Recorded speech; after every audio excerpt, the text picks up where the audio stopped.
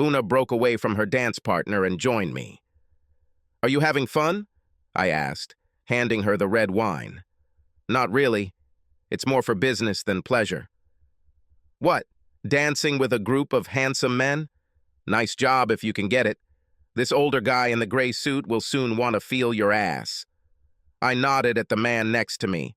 "He's been staring at you for 20 minutes. Come to this corner for a moment, sufferer.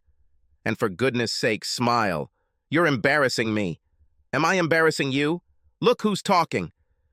We stood at one end of the bar, where it was quiet. She smiled at me. People might have been watching, so I played along and smiled back. "Listen carefully, Peter. I work in sales. My base salary is good, but the commissions are even better. I'm good at what I do and have closed 3 of the company's 7 biggest deals this year. This party is dedicated to my latest success. At the end of this month, 50% of my commissions will be transferred to the bank. The rest will go towards my Christmas bonus. I know all this. And there's something else, you know. This bonus I receive will pay for your dream vacation next year. Pacific Coast Highway, Big Sur, Monterey. While watching, I even earned it enough to rent a Mustang convertible for 3 weeks. I know that too. This is my reward for dragging me to this boring party. For being forced to watch my girlfriend flirt with a group of guys while some old pervert undresses you with his eyes. It's annoying. Well, here's something else you obviously don't know. The managers who signed this week, 2, not a group. Each of them only had 2 dances with me. This is expected. They didn't grope me, touch me inappropriately, or even dance cheek to cheek. "Fine, sorry," I said. And the old guy watching me, the CEO of the company, insists on being called Gavin. Yes, of course he's watching me. He is committed to the moral standards of the company. A hand on my bottom for more than a second, and on Monday I will be taken to his office and shown a yellow card. Lord, he even checks our lunchtime. And we're never allowed to go to a hotel for a business lunch just in case we're tempted. So maybe it's easier? Fair enough, I will. But you understand that this will not stop him from being carried away by you. If I wanted to have the last word, I failed. Yes, it is. He is a gay. We rejoined the crowd. I'm not much of a party person, but I made up for it by dancing with Una and chatting with the managers and Gavin, and smiling a lot. Perhaps I also ate and drank too much, but she seemed pleased. The sex when we got home was great. I don't know if she was excited because she put me in my place or because of the big contract. That didn't bother me either. Our sex life is already quite turbulent. We've both been married before. My ex and I had 2 children, and then she talked me into getting a vasectomy. A year later, she asked for a no-fault divorce. Thank you. She immediately picked up an American and left with my sons for San Diego. There was nothing I could do about it, but at least I didn't have to pay child support. Chuck is rich. This probably influenced my interest in the West Coast of the U.S. I've only been able to see my boys once in the last 2 years. Una was previously married to a guy who was incredibly jealous and practically kept her under lock and key. Then, during a medical examination, she was diagnosed with an STD. This was reported to her husband, who admitted that he was having an affair. He in turn told the woman he was having an affair with, and her husband quickly beat Una's ex. She filed for divorce on the grounds of his infidelity, but he died before the case was heard. There were rumors that the stroke was caused by the beating, but nothing could be proven. There was no life insurance, just debts. And the whole affair made her sensitive to jealousy. That's why I pissed her off at the party. We lived in our small rented apartment. The plan was to restore our financial situation and get married when we could afford to buy an apartment. Luckily, Una is not interested in having children. Her bonus and sales figures entitle her to an extra week's vacation next summer when business is down. She is more than happy to have my children join us on our trip along the Pacific Coast Highway. My ex agrees, too. The next day, Saturday, Una told me even more stories about her boss. He lives quietly with a male partner. They are not married and never show their affection in public. He often sends clerks to restaurants to check who sales representatives are buying dinner for. And when they have to leave on business, he is believed to pay various hotel employees to keep track of who is in what room, whether they have visitors, and so on. It wasn't until Sunday morning that I realized I hadn't gone to the toilet the day before. I usually walk fairly regularly, and I suspect that my natural rhythms may have been disrupted by something I ate at the party. By Sunday evening, my stomach was hurting. I often stayed late at work. There was a serious failure in the computer system. It took me 6 months to get to the bottom of the problem. The initial mistake happened a year ago and grew like a lump. I was in constant contact with our branch in San Francisco, which was running a parallel system. Hence the growing fascination with their stories about the Pacific Coast Highway, which I have seen in many films. They were inclined to be sarcastic because our British system often failed, while theirs was infallible. But the end of the problem was in sight, so I had no choice but to go to work on Monday with a sore stomach. Una and I live in an old house with a terrace. The rent is low, and it was all we could afford when we first met. The house has a tiny entrance hall from which you can immediately go up the stairs to 2 bedrooms or to a living room combined with a kitchen. Between them, there is a small bar counter on which stands a huge potted plant. We don't receive guests often. A door at the back of the kitchen leads into an unusual hall. It is a square about 1 meter on a side with doors on all 4 sides. One, naturally, leads back to the kitchen. The next one is in the place with shelves where the water heater is located. My mom always called it the air closet. Then there's the door to the bathroom attached to the back of the house. It looks like a given and dates back to the days when people washed in the kitchen sink and the toilet was at the end of the garden. There is now a small shed there with the old bathtub still hanging in it. Finally, there is a back door on the side of the house that opens onto the wall between us and the neighboring house. There, on the left, on the way to the enclosed garden, you pass our bathroom. When I got home on Monday, my stomach still hurt. But Una did not report that anyone else was injured after the party. I gave up lunch and dinner, and in the evening, I finally decompressed. Well, don't you hate those sessions after which you just wipe yourself off and wipe yourself off? Half a roll of toilet paper later, I finished and did my final flush. But everything was wrong, because not everything went away. I waited and tried again, but the toilet became dangerously full. I thought its muddy contents would spill onto the floor. Time to use the plunger. Like most people, I don't enjoy this activity, but I wanted to clean the toilet before Una left. A few vigorous strokes restored the leak, and all was well. I took the shower heed. It just reached the toilet. A minute of hot water helped me clean the bowl and rinse the plunger. I washed my hands, went and made myself a sandwich. He was dying of hunger. On Tuesday, my daily routine was restored. Shit, shower, and shave, as my old grandfather used to say. And my working day was a triumph. We tested the system, and it was finally error-free. In all departments of the company, all computer functions began to work faster and faster. My boss, Cliff, was delighted and muttered something inaudible about the bonus. I, of course, would have preferred a promotion, and for this purpose, while working, I trained an assistant, Eric. Now he knew how to find and fix problems just as well as I did. Almost.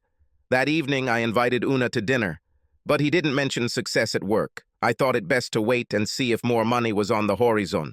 Arriving home, we sat down in front of the TV. "Just time to go to the toilet," she said as the opening credits rolled. She returned when the movie started. "Sorry, Pete. The toilet is clogged and you are the man with the plunger. Please keep an eye on this, okay?" "Certainly. I leave during the first commercial break. But I don't feel comfortable leaving it like this." "Oh, please." And I went and did my duty in the toilet again. It took several dips in the plunger, 3 rinses, and a quick shower. On Friday morning, it clogged again, and I called our landlord from work. "Listen, Peter, it's in your lease, but right now I'm off my feet and won't be able to come until the end of next week. How do you feel about doing it yourself?" "I'm not going to crawl through a sewer, Len." "You don't need to. Last time I saw what cost it. It's not very pleasant, but it's not difficult at all. Continue. There's a square inspection hatch behind your back door. He serves your door and the next door. They pass under the dividing wall. Your toilet flushes into a sewer pipe that goes directly to this entrance. There is a small concrete shelf under the cover at the end of each pipe. This is where the clog usually collects. The amazing thing is how close to the surface it is in these old houses. What you wash off goes a few centimeters under the path. Okay, I'll try. Thank you. Let me know how you are doing. By the way, there is a long metal pole in the closet hidden behind your water heater. It lifts the lid and can also scrape out clogs.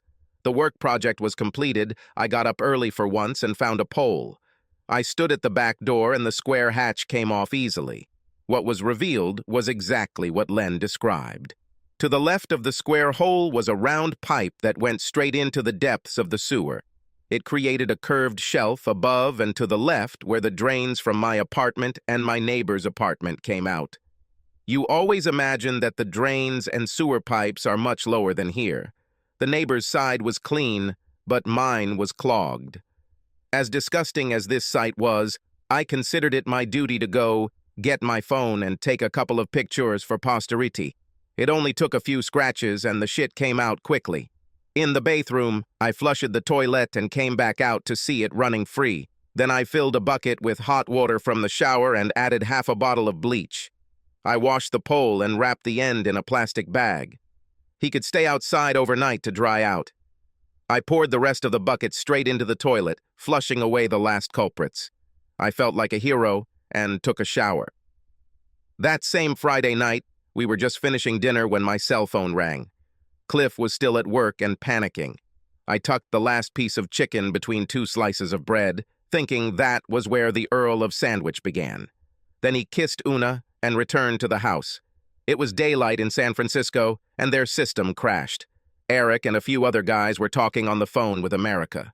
They walked them through the procedure, step by step. Cliff led me into his office. The problem is exactly the same as what we just solved here. We? Okay, Peter, you and Eric sorted it out. What are the consequences of downtime? How did you solve this problem here? I ran a parallel system so that I could work on the original while the office continued to work. It wasn't ideal because I had to take time away from renovation work to deal with the inevitable office glitches, 8 to 10 times a day, although this dwindled to 2 or 3 as we neared the finish line. Can the Americans fix it faster? We now know what caused it, right? No. I always knew the reason. I had to repair everything piece by piece, sort of working in reverse. It took 6 months. And this, despite the fact that I worked a lot of overtime. Then let's get down to business, Peter. What is the best way to get America to where we have just reached? And I mean internal work, without external contractors. You will need paper and pen. He took them out. Promote me to manager, with a corresponding increase in salary, plus a reasonable allowance abroad. Send me to San Francisco, and I guarantee that I will repeat what I achieved here. But I'm not going to exhaust myself by working all hours again. Tell them that I will help them every day. But it will take a year to completely fix it. During this time, I can keep them running and troubleshoot problems along the way. I will expect to choose my own hours of work. They can count on several Friday and Monday lunch breaks, and I still want to take a full vacation. I suspected it might be something like this. What else? I want them to provide me with a car and a 3-bed apartment not far from my place of work. 2 competent assistants will reduce the project to 9 to 10 months. I can finance your salary increase and travel arrangements, and I'm sure that they will find 2 assistants and provide you with a rental car. But short weeks and 3 bedrooms? They won't like it. You are the boss. You have to tell them that's the way it's supposed to be. This can be done faster if they bring in specialists, but it will cost them, us, much more than my proposal. It's not about me speeding up and down the Pacific Coast Highway. It's about spending time with my boys. Tell me on Monday how things are. I don't think I've ever been so determined with Cliff. But I was confident that I would get what I wanted. I was the center of attention. They could get the job done in 2 months if they were willing to throw a ton of money at the problem, and tolerate at least a week of downtime. But my demands will cost less. If they can't satisfy me, maybe I'll leave and try my luck elsewhere. Cliff should know about this. When I returned, Una was in a playful mood, but I was not in the mood. I was deliberately vague about my problems at work. She was never interested in technical issues. Over the weekend, I also postponed sex, citing the fact that my stomach hurt again. She looked especially sexy on Monday morning. "You look very glamorous. Party again?" "Hardly. I need one more deal. 2 guys come from Italy. If I can do this, I will be the unrivaled salesperson of the year. Rob, my closest competitor, should have done this. But I told the CEO that I wasn't happy that he would get it because I don't know much Italian. He said he was trying to even the odds. Doesn't sound very businesslike. This is not a game." That's what I said. Anyway, poor old Rob sprained his ankle. Gavin called me yesterday and he doesn't want these guys getting pitched by someone in a cast. He called the Italians, and they expected his best saleswoman to meet them at the airport. I'm happy for you. Will they sign the contract today? No. They will arrive at lunchtime, and I will bring them to the office to meet Gavin and look at our conditions. From there, go straight to dinner at their hotel. Gavin will be there, of course, making sure I don't sneak into their room. Then they will have an early night, and I will be home until 9. Won't he make sure you don't come back and visit them? He'll probably have someone at the hotel to keep an eye on them. As for me sneaking back to the hotel, you'll have to make sure I stay home. I can do it. I hope that didn't mean she would want sex. I'll have to come up with an excuse. My main meeting is tomorrow at their hotel. Not in their room, of course. Gavin booked one of their public meeting rooms. I will perform myself. I can buy them lunch and take as much time as needed. And of course, one of the staff will keep an eye on us, dropping by every 10 minutes with coffee and cookies.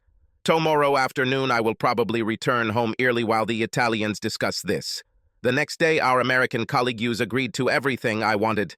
An apartment and a car, although not a Mustang, were already arranged. Cliff booked me a plane ticket for Wednesday morning. He also agreed to pay to send a couple of boxes of my personal items there. The weather in California was virtually unchanged. I hoped that she would be like this. Take tomorrow off, Peter.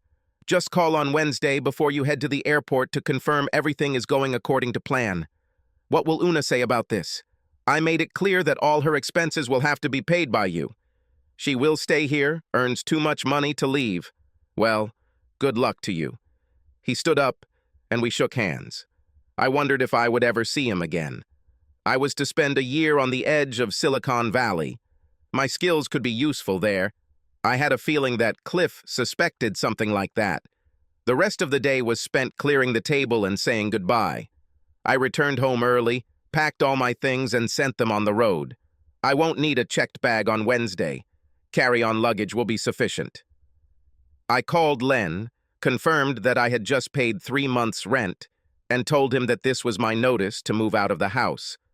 I wasn't going to miss it. He must contact Una directly to arrange a final check. Oh, and I solved the clog problem. Una and I have separate closets, so that evening she did not notice that I had packed all my personal belongings. I told her that I had been to the doctor that afternoon to get my stomach problems checked. He did some tests and decided I might have an ulcer. No sex today, baby. The medicine he gave me makes me sick. If it's an ulcer, it's because of all the overtime you do. You need to cut back on the work a bit. Don't worry. From now on, I will take everything much more simply. As our American cousins would say, have a blast. On Tuesday morning, Una was dressed up again and writhing with excitement. I hugged her tightly. Go and catch them, baby. Dazzle these Italian stallions with your charm. Thank you. Well, I need to leave early, so good luck. I'll be home around 6, and you can tell me how it went. I'll tell you. Be smart. I left, but not for work. I went to Vic's used car dealership. He only gave me $1,000 for the car. I was supposed to meet $1,200, but I couldn't. It would be better to exchange $1,000 for dollars. I knew that Una would be with the Italians at least until lunchtime, so I looked for a restaurant. There is no point in going to McDonald's or KFC. There are plenty of them in America. I stopped in for an early lunch at Maggie's all-day breakfast. Very English. I returned to the house around noon, stuffed the last of my things into a small backpack, and hid it in an empty closet. Our kitchen window looks out onto a short alley to our walled garden, and I ventured to open it slightly. We had a large potted plant on the bar that I moved to one end to block the view from the living room to the kitchen where I hoped to hide. I unlocked the back door and set my phone to record video. Then he returned to the front window to watch. Una arrived at 2:30. As she got out of the car, legs in black were briefly glimpsed. While she was unlocking the door, I managed to sneak out the back door. I stood on that important metal inspection hatch and looked out the kitchen window. I heard her cross the tiny hall a few centimeters away from me and enter the bathroom. The toilet was flushed, and I felt the lid vibrate slightly as water rushed out under my feet. She returned and stood at the window where I had just been. I guessed who she was waiting for. She was no longer wearing tights. The Italians arrived and she led them to the sofa. When she came into the kitchen, I pressed myself against the back door. Soon I heard the sound of a wine bottle opening. "Did you leave through the underground parking lot?" "Yes, it was simple. The elevator went straight down there and a taxi picked us up from there. Be sure to tell the taxi driver to drop you off there when you return." "Necessarily." She brought them 3 glasses of wine on a tray. The men stood up to toast a fruitful relationship and sat down again. Una stood in front of them, and they all lowered their glasses. "It will be easier if I help you take off your pants, gentlemen." They unbuckled their belts and began to tighten them. This was my moment. I didn't want to sneak in until I was sure they would start, when all 3 are engrossed in sex. They started, and I quietly opened the back door and crept up to the plant. I pointed my phone around the potty and started filming. I probably didn't need those early shots of clothes being shed, but I took them anyway.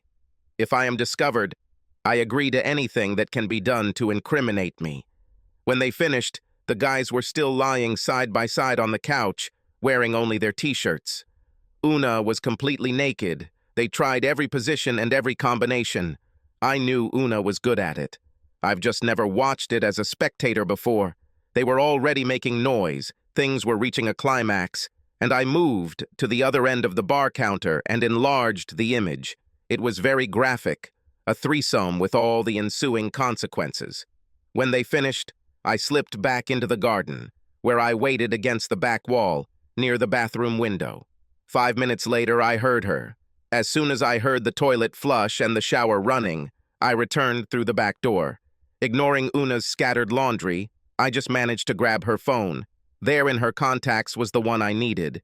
He was listed under the name CEO, not Gavin. I called him from my phone and convinced his secretary that it was urgent. "Is it true that you monitor the morality of your employees?" "Who is this?" "Peter, partner of your best saleswoman, Una. More precisely, a former partner." "I remember you." "Yes, it's true." "Then get ready to receive some video clips that I just took." As soon as he received them, I briefly told him about the situation and asked him to listen to the details of the Italian's escape from the hotel.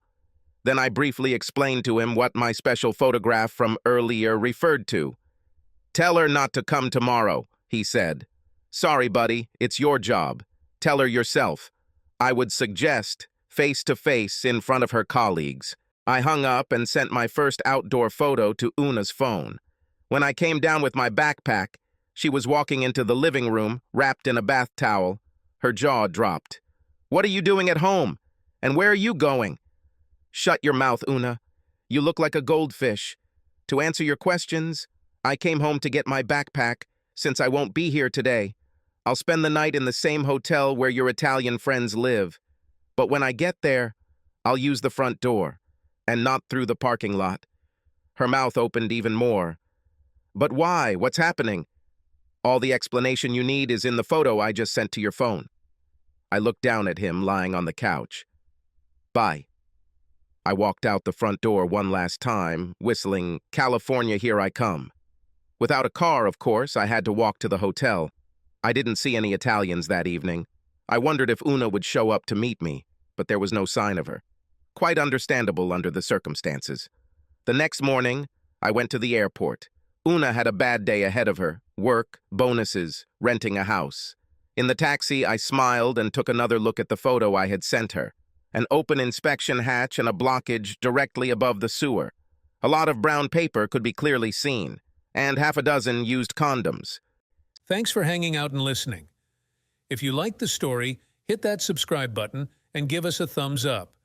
Make sure to check out our other wild tales right here on the end screen. Catch you in the next story.